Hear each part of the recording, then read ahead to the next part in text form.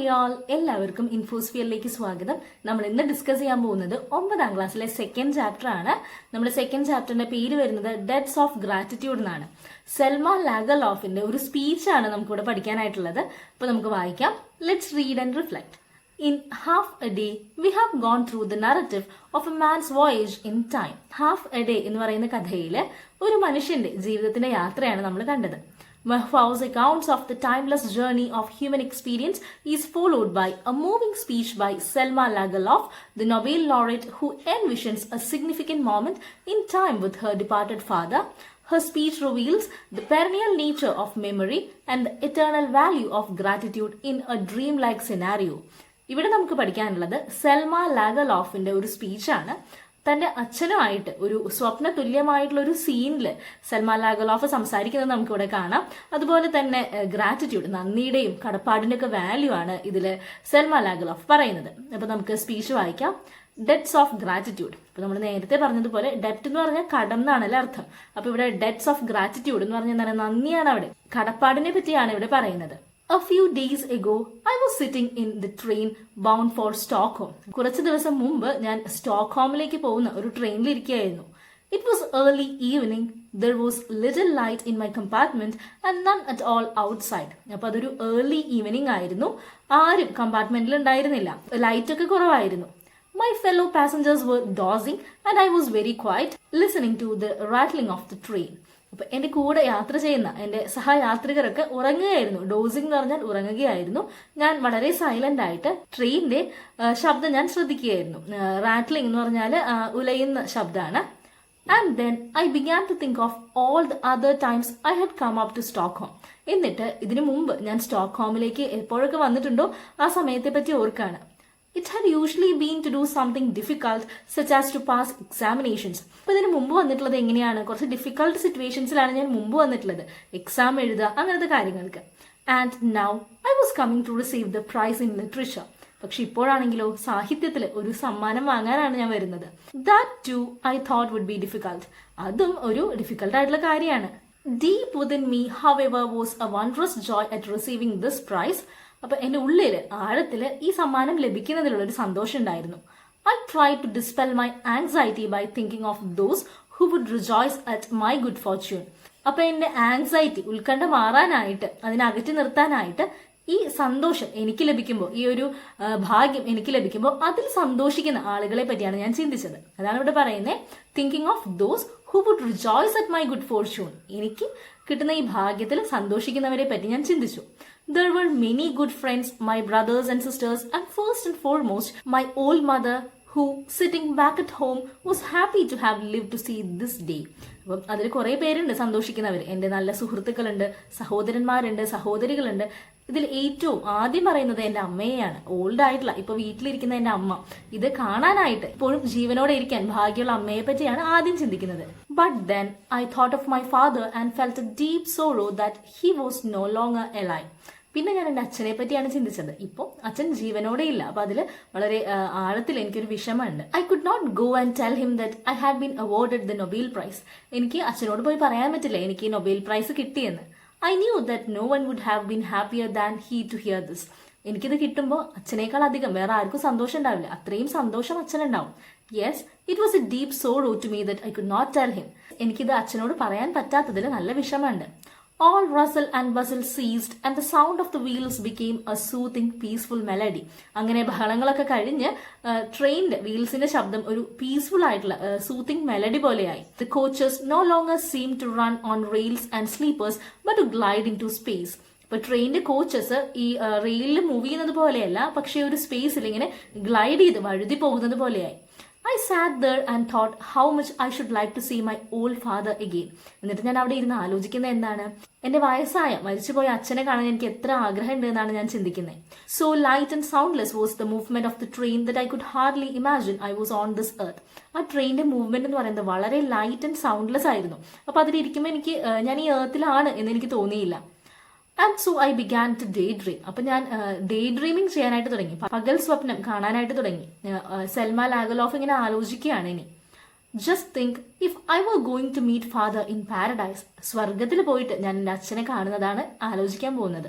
I seem to have heard of such things happening to other people, why then not to myself. ഇങ്ങനെ മറ്റുള്ളവർക്ക് സംഭവിക്കുന്നത് ഞാൻ കേട്ടിട്ടുണ്ട്, പക്ഷെ എന്തുകൊണ്ട് എനിക്കില്ല? The train went gliding on but it had a long way to go yet and my thoughts raced ahead of it. ആ train വീണ്ടും ഇങ്ങനെ ഗ്ലൈഡ് ചെയ്ത് പോയി, ഇനി എത്താൻ കുറേ സമയമുണ്ട്, കുറേ യാത്ര ഇനിയും ബാക്കിയുണ്ട്. അപ്പോൾ എന്റെ ചിന്തകൾ ഇതിന് മുൻപേ ഓടാനായിട്ട് തുടങ്ങി. Father will certainly be sitting in a rocking chair on a veranda with a garden full of sunshine, flowers and birds in front of him. അച്ഛൻ വരാന്തയിൽ ഒരു റോക്കിംഗ് ചെയറിൽ ആട്ടുകസേരയിൽ ഇരിക്കുകയായിരിക്കും. അദ്ദേഹത്തിന് മുമ്പിൽ നിറയെ പൂക്കളും പക്ഷികളും നല്ല സൂര്യപ്രകാശമൊക്കെ ഉണ്ടായിരിക്കും. He will be reading of course, but when he sees me, he will put down his book, push his spectacles high upon his forehead and get up and walk toward me. എന്തായാലും അച്ഛൻ വായിക്കുകയായിരിക്കും, പക്ഷെ എന്നെ കാണുമ്പോൾ പുസ്തകം താഴെ വെച്ച് കണ്ണിലുള്ള കണ്ണട മുകളിലേക്ക് വെച്ചിട്ട് എൻ്റെ അടുത്തേക്ക് നടന്നു വരും. He will say, good day my daughter, I M very glad to see you. അച്ഛൻ വന്നിട്ട് എന്തായിരിക്കും പറയാ എന്നോട്? Good day, I M very glad to see you, നിന്നെ കണ്ടതിൽ എനിക്ക് വളരെ സന്തോഷമുണ്ട്. അല്ലെങ്കിൽ why you are here and how are you my child, just as he always use to do. അല്ലെങ്കിൽ എന്നും പറയുന്നത് പോലെ നീ എന്താണ് ഇവിടെ, എന്തൊക്കെയാണ് വിശേഷം എന്നായിരിക്കും അച്ഛൻ ചോദിക്കുക. He will settle again in his rocking chair and only then begin to wonder why I have come to see him. എന്നിട്ട് അച്ഛൻ വീണ്ടും ആ ചാരുകസേരയിൽ പോയിരുന്നിട്ട് എന്നിട്ടായിരിക്കും ചിന്തിക്കുന്നുണ്ടാവുക ഞാൻ എന്തിനാണ് അങ്ങോട്ട് വന്നതെന്ന്. You sure there is nothing amiss, he will ask suddenly. എന്നിട്ട് പെട്ടെന്ന് അച്ഛൻ ചോദിക്കും, വേറെ കുഴപ്പമൊന്നുമില്ലല്ലോ, തെറ്റായതൊന്നും ഇല്ലല്ലോ എന്ന് ചോദിക്കും. Oh father, all is well, I will reply. അപ്പൊ ഞാൻ പറയും, ഇല്ല അച്ഛ, പ്രശ്നങ്ങളൊന്നുമില്ല. But then just as I am about to break my news to him, I will decide to keep it back just a while longer and try the indirect approach. എന്നിട്ട് ഞാൻ എനിക്ക് ഈ അവാർഡ് കിട്ടിയ കാര്യം പറയാൻ പോകുന്നതിന് മുമ്പ് അതൊന്ന് മാറ്റി വെച്ചിട്ട് കുറച്ച് ഇൻഡയറക്റ്റ് ആയിട്ട് ഇത് പറയാമെന്ന് വിചാരിക്കും. I have come to ask you for advice, father, I will say, for I am very heavily in debt. എന്നിട്ട് അച്ഛനോട് എങ്ങനെയാണ് പറയാൻ പോകുന്നത്? ഞാൻ അച്ഛന്റെ കയ്യിൽ നിന്ന് ഒരു ഉപദേശം തേടാനാണ് വന്നത്. ഞാനൊരു ഹെവി ഡെറ്റിലാണ്, ഞാൻ ഒരു കടത്തിലാണ്, വലിയൊരു കടത്തിലാണ്. I am afraid you will not get much help from me in this matter, father will reply. One may well say of this place that it has everything except money. അപ്പൊ അച്ഛൻ എന്തായിരിക്കും എന്നോട് പറയാ? എനിക്ക് ഈ കാര്യത്തിൽ നിനക്ക് ഒരു ഹെൽപ്പും ചെയ്യാൻ പറ്റില്ല. കാരണം എന്താണ്? ഇവിടെ എല്ലാം ഉണ്ട് എക്സെപ്റ്റ് മണി. പൈസ ഒഴിച്ച് ബാക്കി എല്ലാം ഇവിടെ ഉണ്ട്. അതുകൊണ്ട് എനിക്ക് ഈ കാര്യത്തിൽ നിന്നെ ഹെൽപ്പ് ചെയ്യാൻ പറ്റില്ല എന്നായിരിക്കും അച്ഛൻ പറയാം. But it's not money that I owe. Do you remember how you used to play the piano and sing Bellman's songs to us children, and how you would let us read Tegner and Runeberg and Anderson? അപ്പൊ സൽമ എന്താണ് പറയുന്നത്? എനിക്ക് കടം മണിയല്ല, പൈസയല്ല എനിക്ക് കൊടുക്കാനായിട്ടുള്ളത്. എന്നിട്ട് അച്ഛനെ ഓർമ്മിപ്പിക്കുകയാണ്, അച്ഛൻ എനിക്ക് പിയാനോ വായിച്ചു തന്നതും ബെൽമാന്റെ സോങ്സ് ഞങ്ങൾ കുട്ടികളായിരിക്കുമ്പോൾ വായിച്ചു തന്നത് ഓർമ്മയുണ്ടോ? അതുപോലെ തന്നെ ടെഗ്നറിന്റെയും റൂൺബർഗിന്റെയും ആൻഡേഴ്സനെയും വായിച്ചു തന്നത് ഓർമ്മയുണ്ടോ? It was then that I first fell into debt. അപ്പോഴാണ് ഞാൻ ആദ്യമായിട്ട് കടത്തിലായിട്ടുള്ളത്, എനിക്ക് കടപ്പാടുള്ളത്. Father, how shall I ever repay them for teaching me to love fairy tales and the sagas of heroes? അപ്പൊ അച്ഛനോട് ചോദിക്കുകയാണ്, ഈ ഫെയറി ടെയിൽസും ഹീറോസിന്റെ വീരഗാഥകളും നല്ല നല്ല കഥകളും പറഞ്ഞു തന്നു അച്ഛൻ എനിക്ക്. അതിന് ഞാൻ എങ്ങനെയാണ് റീപേ ചെയ്യാം? കടപ്പാട് ഞാൻ എങ്ങനെയാണ് തീർക്കുക? Father will straighten up in his rocking chair and a look of wonder will come into his eyes. അപ്പൊ അച്ഛൻ എന്തായിരിക്കും ചെയ്യുക? അച്ഛൻ ചാരുകസേരയിൽ നിന്ന് എഴുന്നേറ്റിട്ട് കണ്ണിൽ ഒരു അത്ഭുതം ഉണ്ടായിരിക്കും. I'm glad that I got you into this debt, he will say. എന്നിട്ട് അച്ഛൻ പറയും, നിനക്ക് ഈ കടം ഉണ്ടാക്കി തന്നതിൽ, ഈ കടപ്പാടുള്ളതിൽ ഞാൻ ഹാപ്പിയാണ് എന്നായിരിക്കും അച്ഛൻ പറയാം. Yes, you may be right, father, but then remember that it's not all of it. I think of those poor homeless vagabonds who used to travel up and down playing the fool and singing all those songs. എന്നിട്ട് സൽമ പറയാണ് അച്ഛനോട്, yes you are right. പക്ഷെ വേറെ കുറച്ച് ആളുകളെ പറ്റിയും സൽമ പറയാണ്. ആദ്യം പറയുന്നത് പുവർ ഹോംലെസ് വാഗബോൺസിനെ പറ്റിയിട്ടാണ്, അലഞ്ഞു തിരിഞ്ഞ് നടക്കുന്ന ജിപ്സികളായിട്ടുള്ള നാടോടികളെ പറ്റിയിട്ടാണ്. അവർ പാടുന്ന പാട്ടുകളെ പറ്റിയും കഥകളെ പറ്റിയാണ് പിന്നെ പറയുന്നത്. അതിലാണ് പിന്നെ സൽമയ്ക്ക് ഡബ്സ് ഉള്ളത്. What do I not owe to them, to their mischief and mad pranks? And the old men and women sitting in their small grey cottages telling me wonderful stories of water sprites and trolls and enchanted maidens. പിന്നെ തനിക്ക് കഥകൾ പറഞ്ഞു തന്നിരുന്ന old men and woman, അവരിലാണ് പിന്നെ കടപ്പാടുള്ളത്. അവരാണ് എനിക്ക് water സ്പ്രൈറ്റ്സിന്റെയും ട്രോൾസിന്റെയും എൻചാന്റഡ് മെയ്ഡൻസിന്റെ ഒക്കെ കഥ പറഞ്ഞു തന്നിട്ടുള്ളത്. ജലകന്യകമാരുടെയും ഫെയറി ടെയിൽസിലെ അമാനുഷികമായിട്ടുള്ള കഥകളൊക്കെ പറഞ്ഞു തന്നിട്ടുള്ളത്. It was they who taught me that there is poetry in hard rocks and black forest. Hard റോക്സിലും ബ്ലാക്ക് ഫോറസ്റ്റിലും കഥയും കവിതയൊക്കെ ഉണ്ടെന്ന് അവരാണ് എന്നെ പഠിപ്പിച്ചിട്ടുള്ളത്. And I mean that not only to people, ഇനി പറയുന്നത് ഞാൻ കടപ്പെട്ടിരിക്കുന്നത് മനുഷ്യരോട് മാത്രമല്ല, there is the whole of nature as well. മുഴുവൻ പ്രകൃതിയോട് കൂടിയാണ് ഞാൻ കടപ്പെട്ടിരിക്കുന്നത്. The animals that walk the earth, the birds in the skies, the trees and flowers, they have all told me some of their secrets. ഭൂമിയിൽ നടക്കുന്ന മൃഗങ്ങളും ആകാശത്തിലെ പക്ഷികളും മരങ്ങളും പൂക്കളൊക്കെ അവരുടെ രഹസ്യങ്ങൾ എനിക്ക് പറഞ്ഞു തന്നിട്ടുണ്ട്. അതുകൊണ്ട് തന്നെ അവരോടൊക്കെ ഞാൻ കടപ്പെട്ടിരിക്കുന്നു എന്നാണ് പറയുന്നത്. അപ്പൊ ഇവിടെ സെൽമ ലാഗർലോഫിനെ സാഹിത്യത്തിൽ ഇൻസ്പയർ ചെയ്തിട്ടുള്ള ആളുകൾക്കാണ് സെൽമ കടപ്പെട്ടിരിക്കുന്നു എന്ന് പറയുന്നത്. അതിൽ അച്ഛൻ വരുന്നുണ്ട്, വാഗബോൺസ്, അലഞ്ഞു തിരിഞ്ഞു നടക്കുന്ന നാടോടികൾ, കഥ പറഞ്ഞു തന്നിരിക്കുന്നവർ, അതുപോലെ തന്നെ പ്രകൃതിയും വരുന്നുണ്ട്. Father will be as care free and relaxed as he use to be. Never fear child, there is a remedy for your trouble.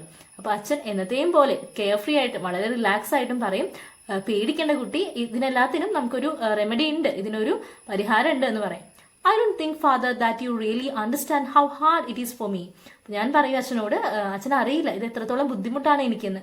I M also in ഡെബ്റ്റ് ടു മൈ റീഡേഴ്സ്. അതുപോലെ തന്നെ ഞാൻ കടപ്പെട്ടിരിക്കുന്നത് എന്റെ വായനക്കാരോടാണ്. What would have become of me if no one had wanted to read my books? ആരും എന്റെ പുസ്തകങ്ങൾ വായിച്ചില്ലെങ്കിൽ എനിക്ക് എന്താവുമായിരുന്നു? അപ്പൊ എനിക്ക് അവാർഡ് കിട്ടിയതിൽ ഞാൻ അവരോടും കടപ്പെട്ടിട്ടില്ലേ? And don't forget all those who have written of me. അതുപോലെ തന്നെ എന്നെ പറ്റി എഴുതിയവരും അവരെയും മറക്കാനായിട്ട് പറ്റില്ല. Think of all those in foreign lands who have work for me. I owe them gratitude. പിന്നെ ഫോറിൻ ലാൻഡ്സിൽ, മറ്റു രാജ്യങ്ങളിൽ എനിക്ക് വേണ്ടി വർക്ക് ചെയ്തവരോടും ഞാൻ കടപ്പെട്ടിരിക്കുന്നു. Father, both for their praise and for their censure.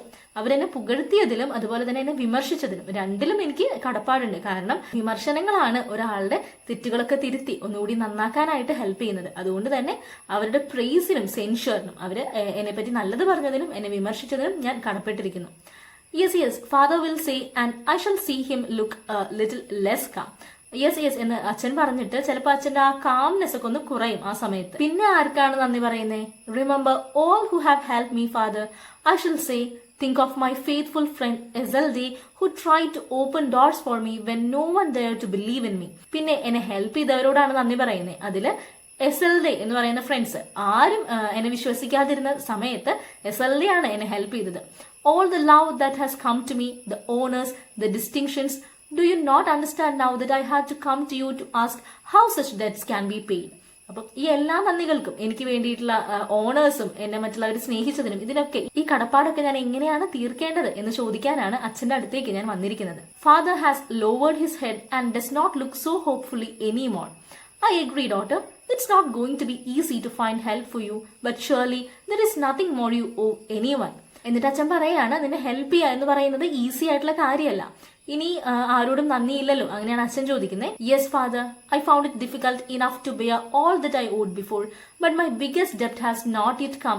That is why I had to come to you for advice. അപ്പൊ പറയാണ്, യെസ് ഇത് വളരെ ഡിഫിക്കൽട്ട് ആണ്, പക്ഷെ എന്റെ ഏറ്റവും വലിയ കടപ്പാട് ഞാൻ ഇതുവരെ പറഞ്ഞിട്ടില്ല, അതിന് അഡ്വൈസ് തേടാനാണ് ഞാൻ അച്ഛന്റെ അടുത്തേക്ക് വന്നിരിക്കുന്നത് എന്നാണ് പറയുന്നത്. ഇനിയാണ് അപ്പൊ അവാർഡിന്റെ കാര്യം പറയാനായിട്ട് പോകുന്നത്.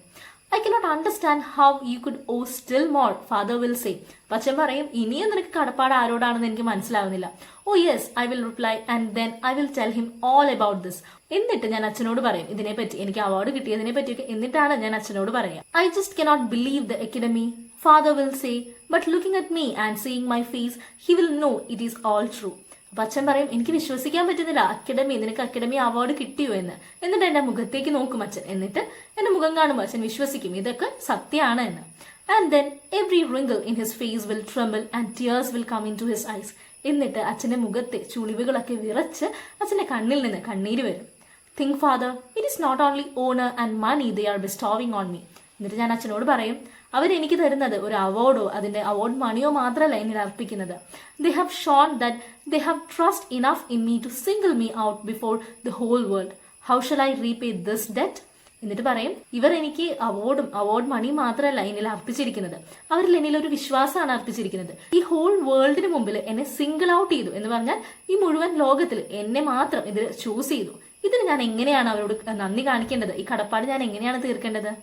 Father will sit and still no words will come as he thinks. അച്ഛൻ ഇരിക്കും, പക്ഷെ അച്ഛനിൽ നിന്ന് ഒരു വാക്ക് പോലും വരില്ല. Then, drying tears of joy from his eyes, he will bang down his fist on the arm of the rocking chair and say, എന്നിട്ട് കണ്ണീരൊക്കെ തുടച്ച് ആ കസേരയുടെ പിടിയിൽ അദ്ദേഹത്തിന് കൈവയ്ക്കും. എന്നിട്ട് പറയും, I will not rack my brains about problems that no one in heaven or on earth can solve. അച്ഛൻ പറയും ഭൂമിയിലും സ്വർഗത്തിലുള്ള ആർക്കും സോൾവ് ചെയ്യാൻ പറ്റാത്ത പ്രശ്നത്തിൽ തല പുകയ്ക്കാനായിട്ട് ഞാൻ പോകുന്നില്ല. I'm too happy that you have been given the Nobel Prize to worry about anything. എനിക്ക് വളരെ സന്തോഷമാണ് നിനക്ക് ഈ നോബൽ പ്രൈസ് കിട്ടിയതിൽ. നീ ഇങ്ങനെ വിഷമിക്കുന്നുണ്ടെങ്കിലും I M very happy that നിനക്ക് ഈ നോബൽ പ്രൈസ് കിട്ടി. അപ്പൊ നമ്മൾ ഇത്രയും സമയം കണ്ടത് സെൽമ ലാഗർലോഫ് ആ ട്രെയിനിൽ ഇരുന്ന് ചിന്തിക്കുന്നതാണ്. ഞാൻ സ്വർഗത്തിൽ പോയിട്ട് അച്ഛനെ കണ്ടാൽ എങ്ങനെയൊക്കെ ആയിരിക്കും അച്ഛൻ പറയുക, എന്തൊക്കെയായിരിക്കും പ്രതികരണം, എങ്ങനെയായിരിക്കും അച്ഛൻ സന്തോഷിക്കാന്നൊക്കെ. എന്നിട്ട് നമ്മൾ വീണ്ടും റിയാലിറ്റിയിലേക്ക് തിരിച്ചു വരികയാണ്. Your Majesties, Your Royal Highness, Ladies and Gentlemen, having received no better answer than this to all my questions, it only remains to me to ask you to join me in the toast which I have the honor to propose to the Swedish Academy. എന്നിട്ട് എല്ലാവരോടും ആ ടോസ്റ്റിൽ join ചെയ്യാനാണ് പറയുന്നത്. Swedish academic ഈ തന്നിരിക്കുന്ന അവാർഡിൽ നന്ദി പറയുകയും അവരുടെ സന്തോഷത്തിൽ അവരെ ഗ്രീറ്റ് ചെയ്യുകയും ചെയ്യാനാണ് പറയുന്നത്. അപ്പൊ ഇങ്ങനെയാണ് ആ സ്പീച്ച് അവസാനിക്കുന്നത്. എല്ലാവർക്കും ക്ലിയർ ആയെന്ന് വിചാരിക്കുന്നു. വളരെ നോർമൽ ആയിട്ടുള്ള ഒരു സ്പീച്ചിന്റെ രീതിയിലല്ല ഇത് പ്രസന്റ് ചെയ്തിരിക്കുന്നത്. സെൽമ ലാഗർലോഫ് തന്റെ എക്സ്പീരിയൻസ് പറയുന്നത് പോലെ ട്രെയിൻ ജേർണിയിൽ നിന്ന് തുടങ്ങി പിന്നെ ഒരു ഇമാജിനറി ഒരു ഡേ ഡ്രീമിങ് ചെയ്യാണ്. എന്റെ അച്ഛനെ ഞാൻ കണ്ട് ഇത് പറഞ്ഞാൽ എന്തായിരിക്കും പ്രതികരണം എന്നൊക്കെ. അങ്ങനെയാണ് സെൽമ ലാഗർലോഫ് തനിക്ക് നന്ദി പറയാനുള്ളവരുടെ പേരും തന്റെ കടപ്പാടൊക്കെ പറയുന്നത്. അപ്പൊ എല്ലാവർക്കും ഇഷ്ടപ്പെട്ടു എന്ന് വിചാരിക്കുന്നു. ഇനി നമുക്ക് ഇതിലെ ക്വസ്റ്റ്യൻ ആൻസേഴ്സ് നോക്കാം. അപ്പൊ ടെക്സ്റ്റുവൽ ക്വസ്റ്റ്യൻസിൽ ആദ്യം വരുന്നത്, how did the speaker's visit to Stockholm differ from her earlier visit? ഇപ്പൊ സ്റ്റോക്ക്ഹോമിലേക്ക് സെൽമ ലാഗർലോഫ് ആദ്യം പോയതിൽ നിന്ന് ഇപ്പൊ എന്താണ് വ്യത്യാസം? Earlier, she went to Stockholm to do difficult things like taking examinations. This time, she was going there to receive the Nobel Prize in Literature. ആദ്യം difficult things ആയിട്ടുള്ള എക്സാം ഒക്കെ എഴുതാനായിരുന്നു സ്റ്റോക്ക്ഹോമിൽ പോയിരുന്നത്. പക്ഷെ ഇപ്പോ നൊബേൽ പ്രൈസ് വാങ്ങാനാണ് സ്റ്റോക്ക്ഹോമിലേക്ക് പോകുന്നത്. How do you spend time when you go on A long journey? നിങ്ങളൊരു വലിയ യാത്ര പോവുകയാണെങ്കിൽ ആ ജേർണിയിൽ നിങ്ങൾ എങ്ങനെയാണ് സമയം സ്പെൻഡ് ചെയ്യുക? I spend time reading books, listening to music, looking out of the window and thinking about different things. എങ്ങനെയൊക്കെയാണ്? പുസ്തകങ്ങൾ വായിക്കാം, മ്യൂസിക് കേൾക്കാം, അല്ലെങ്കിൽ വിൻഡോയിൽ നിന്ന് പുറത്തു നോക്കിയിട്ട് പല കാര്യങ്ങളെ പറ്റിയൊക്കെ ആലോചിച്ച് നമുക്ക് സമയം സ്പെൻഡ് ചെയ്യാം. I thought of my father and felt a deep sorrow. Why was she sad at the thought of her father? അപ്പോൾ സെൽമ ലാഗർലോഫ് പറയുന്നുണ്ട്, എന്റെ അച്ഛനെ പറ്റി ആലോചിച്ചപ്പോൾ എനിക്ക് വളരെയധികം വിഷമായിരുന്നു. എന്തുകൊണ്ടാണ് അവിടെ ഒരു ഡീപ്പ് സോറോ വരാൻ കാരണം? She was sad because her father had passed away and she could not share the happy news of receiving the Nobel Prize with him. എന്താ കാരണം? സെൽമ ലാഗർലോഫിന്റെ അച്ഛൻ ഇപ്പൊ ജീവിച്ചിരിക്കുന്നില്ല. അപ്പൊ ഈ ഹാപ്പി ന്യൂസ് അച്ഛനോട് ഷെയർ ചെയ്യാൻ പറ്റാത്തതിലുള്ള ഒരു വിഷമാണ് ഇവിടെ കാണിച്ചിരിക്കുന്നത്. The coaches no longer seem to run on rails and slippers but glide into space. Why does the speaker feel so? അപ്പൊ ഇവിടെ ട്രെയിൻ ജേർണിയിൽ സ്പീക്കർ പറയുകയാണ്, ഈ കോച്ചസ് റെയിലിൽ മൂവ് ചെയ്യുന്നത് പോലെയല്ല, പക്ഷേ അന്തരീക്ഷത്തിലേക്ക് ഇങ്ങനെ വഴുതി പോകുന്നത് പോലെയാണ് എനിക്ക് തോന്നുന്നതെന്ന്. എന്തുകൊണ്ടാണ് അങ്ങനെ ഫീൽ ചെയ്യുന്നത്? She was lost in her thoughts and day dreams, making Har feel as if the train was moving smoothly through the space rather than on tracks. Speaker അവിടെ ചിന്തയിൽ മുഴുകിയിരിക്കുകയാണ്, അല്ലെ, ഡേ ഡ്രീമിംഗ് ചെയ്യാണ്. അതുകൊണ്ടാണ് ഇതൊരു യാത്രയല്ല, പക്ഷെ ഞാൻ ഈ സ്പേസിലേക്ക് ഇങ്ങനെ പറന്ന് നടക്കുകയാണ് എന്ന് തോന്നുന്നത്. What is your impression of the writer's father? റൈറ്ററിന്റെ അച്ഛനെ പറ്റി നിങ്ങളുടെ ഇംപ്രഷൻ എന്താണ്? He seems to be a loving, kind, wise and a supportive father who greatly influenced his daughter's life. റൈറ്ററിന്റെ അച്ഛൻ വളരെ സപ്പോർട്ടീവ് ആയിട്ടുള്ള ലവിംഗ് ആയിട്ടുള്ള ഒരു ഫാദർ ആയിട്ടാണ് തോന്നുന്നത്. അതുപോലെ തന്നെ റൈറ്ററിന് ലിറ്ററേച്ചർ കരിയറിൽ സാഹിത്യത്തിൽ വളരെയധികം ഇൻഫ്ലുവൻസ് ചെയ്തിട്ടുണ്ട്. അദ്ദേഹം കുറെ കഥകൾ എനിക്ക് പറഞ്ഞു തന്നു എന്നൊക്കെ പറയുന്നുണ്ട്. അപ്പോൾ മകളുടെ ലൈഫിനെ വളരെയധികം ഇൻഫ്ലുവൻസ് ചെയ്തിട്ടുള്ള ഒരു അച്ഛനാണ് ഈ റൈറ്ററിന്റെ father. I have come to ask you for advice. What advice does the speaker request of her father? എന്ത് ഉപദേശമാണ് അച്ഛനിൽ നിന്ന് തേടാനായിട്ട് റൈറ്റർ വന്നിരിക്കുന്നത്? She asks him how she can repay the many debts of gratitude she owes to all those who helped and inspired her. അപ്പം തന്നെ സ്വാധീനിച്ചിട്ടുള്ള വ്യക്തികൾക്ക് എങ്ങനെയാണ് തന്റെ കടപ്പാട് തീർക്കേണ്ടത്, ആ നന്ദി എങ്ങനെയാണ് അറിയിക്കേണ്ടത്, റീപേ ചെയ്യേണ്ടത് എന്ന് അച്ഛനോട് ചോദിക്കാനാണ് റൈറ്റർ വന്നിരിക്കുന്നത്. A look of wonder will come into his eyes. What do you think is the reason for the change of expression? അപ്പൊ ഇവിടെ അച്ഛന്റെ കണ്ണുകളിൽ ഒരു അത്ഭുതം വരും എന്ന് പറയുന്നുണ്ട്. എന്തുകൊണ്ടായിരിക്കും ആ അത്ഭുതം വരുന്നത്?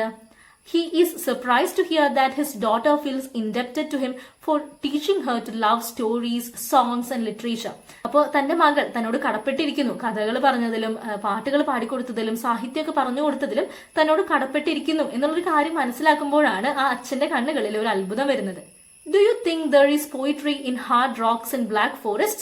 State reasons. അപ്പൊ ഈ കഥയിലെ റൈറ്റർ പറയുന്നുണ്ട് ഡാർക്ക് ഫോറസ്റ്റുകളിലും ഹാർഡ് റോക്സിലൊക്കെ കഥകളുണ്ട്, കവിതയുണ്ട് എന്ന്. അപ്പൊ ഹാർഡ് റോക്സിലും ബ്ലാക്ക് ഫോറസ്റ്റിലും കവിതകളുണ്ടോ? നിങ്ങളുടെ ഒപ്പീനിയൻ എന്താണെന്നാണ് ചോദിക്കുന്നത്.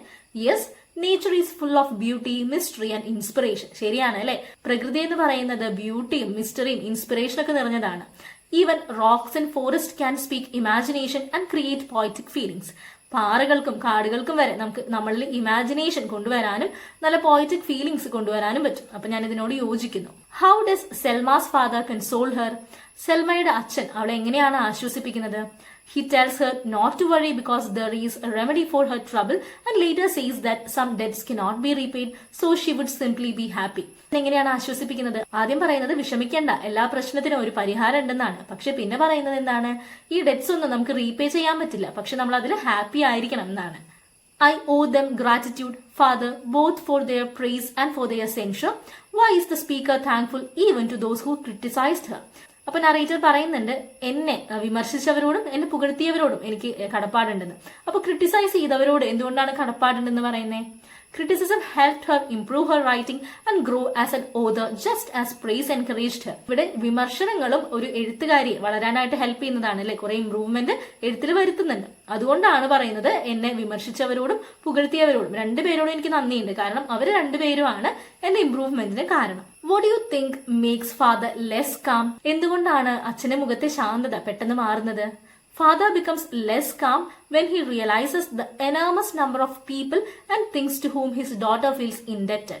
അപ്പം എത്രത്തോളം ആളുകളോട് കടപ്പെട്ടിരിക്കുന്നു എന്നൊക്കെ പറയുമ്പോഴാണ് അച്ഛന്റെ ഈ കാംനെസ് പറയുന്നത്. ഇത്രയധികം ആളുകളോട് എന്റെ മകൾ കടപ്പെട്ടിരിക്കുന്നു എന്നുള്ള ഒരു അത്ഭുതമാണ് അച്ഛന്റെ മുഖത്ത് വരുന്നത്. How did her friends and readers contribute to Selma Lagerlöf's journey to the Nobel prize? അപ്പം സെൽമ ലാഗർലോഫിന്റെ നൊബേൽ സമ്മാനത്തിലേക്കുള്ള യാത്രയിൽ അവരുടെ ഫ്രണ്ട്സും അല്ലെങ്കിൽ വായനക്കാരൊക്കെ എങ്ങനെയാണ് കോൺട്രിബ്യൂട്ട് ചെയ്തിരിക്കുന്നത്? Her friends supported and encouraged her, while her readers appreciated her books and helped make her a successful writer.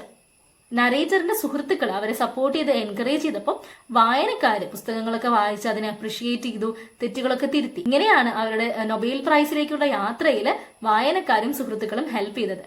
How does father respond when he discovers his daughter's biggest debt? തന്റെ മകളുടെ ഏറ്റവും വലിയ കടപ്പാട് കേട്ടപ്പോൾ എങ്ങനെയാണ് അച്ഛൻ react ചെയ്തത്? He becomes emotional. Tears of joy come to his eyes and he expresses great happiness that she has received the Nobel Prize. അപ്പൊ അച്ഛൻ ഇമോഷണൽ ആവുന്നുണ്ട്, ആ കണ്ണുകളിൽ നിന്ന് കണ്ണീര് വരുന്നുണ്ട് അല്ലെ? അപ്പം മകൾക്ക് നൊബേൽ പ്രൈസ് കിട്ടി എന്ന് പറയുമ്പോൾ ഒരു ഗ്രേറ്റ് ഹാപ്പിനെസ് ആണ്, വളരെയധികം സന്തോഷമാണ് അച്ഛന് തോന്നുന്നത്. How shall I repay this debt?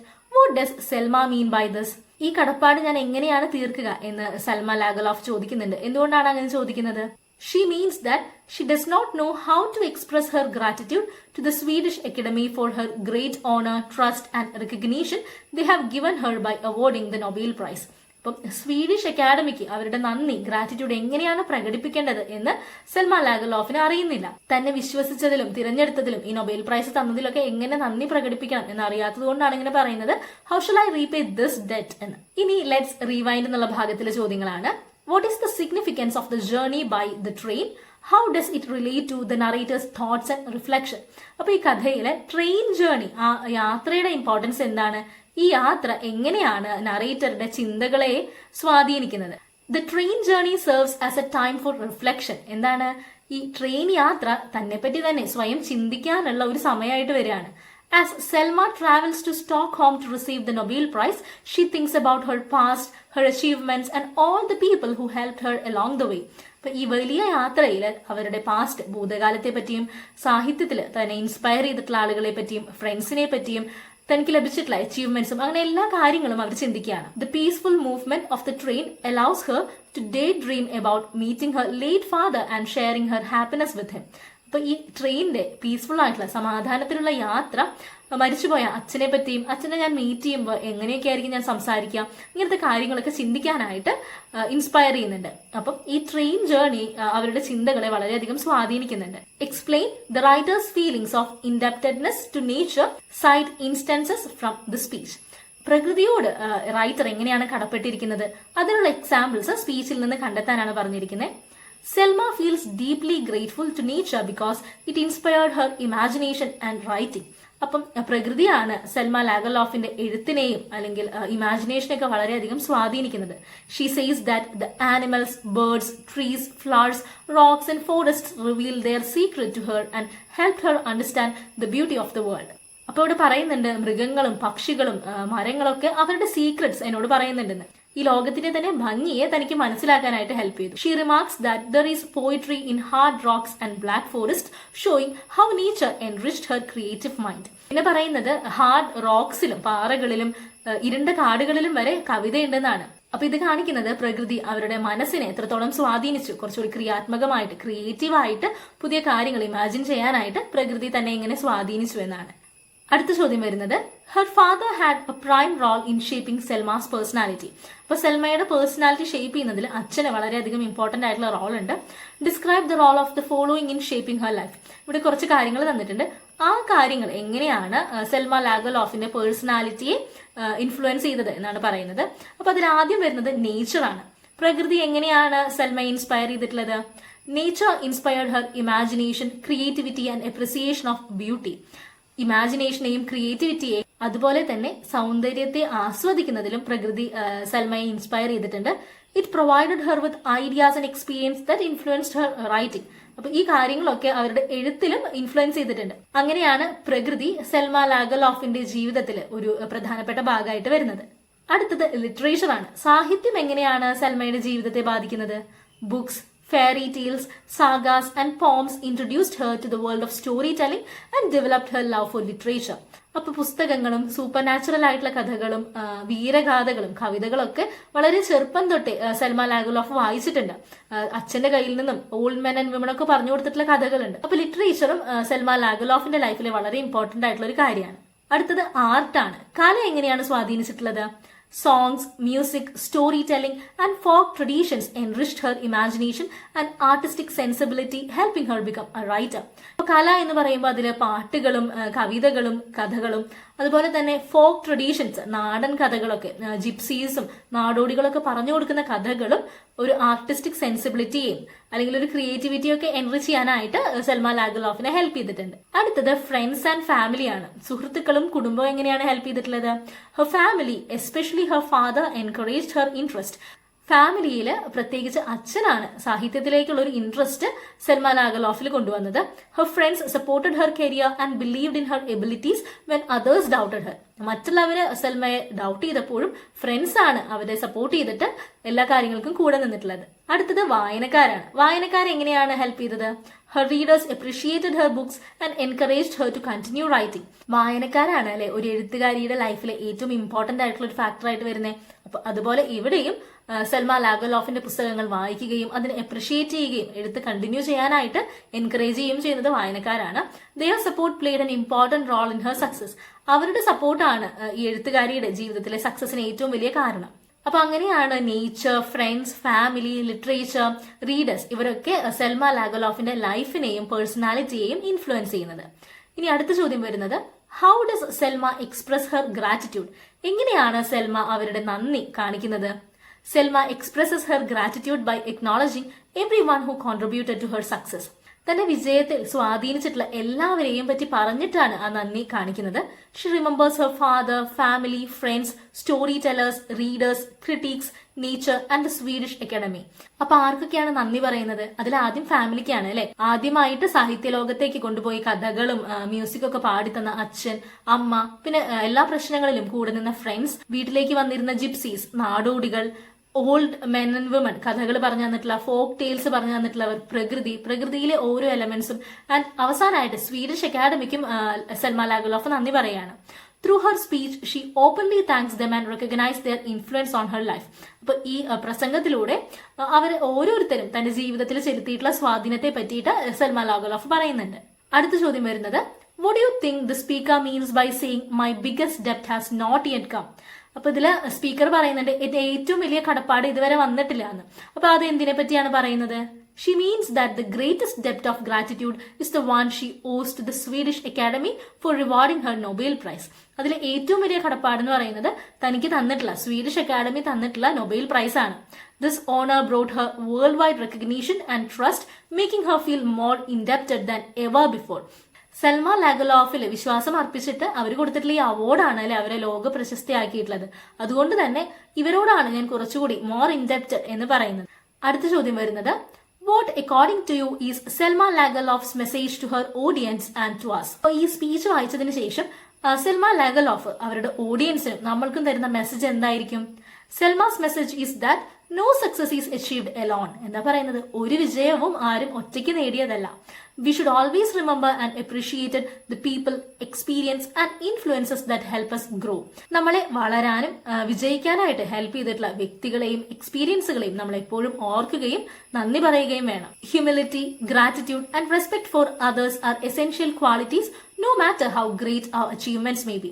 നമ്മളുടെ വിജയം എന്തുമായിക്കൊള്ളട്ടെ, നമ്മളെ വിജയിക്കാനായിട്ട് ഹെൽപ്പ് ചെയ്തവരോടുള്ള ബഹുമാനവും നന്ദിയും കടപ്പാടൊക്കെ നമുക്ക് എപ്പോഴും ഉണ്ടായിരിക്കണം എന്നാണ് ഈ സ്പീച്ച് കൊണ്ട് സെൽമ ലാഗൽ ഓഫ് ഓഡിയൻസിനോട് പറയുന്നത്. അപ്പൊ എല്ലാവർക്കും ഈ ചാപ്റ്ററും ക്വസ്റ്റ്യൻ ആൻസേഴ്സും ക്ലിയർ ആയെന്ന് വിചാരിക്കുന്നു. അടുത്ത ക്ലാസ്സിൽ നമുക്ക് ആക്ടിവിറ്റീസ് ഡിസ്കസ് ചെയ്യാം. അതുവരെ എല്ലാവർക്കും ബൈ.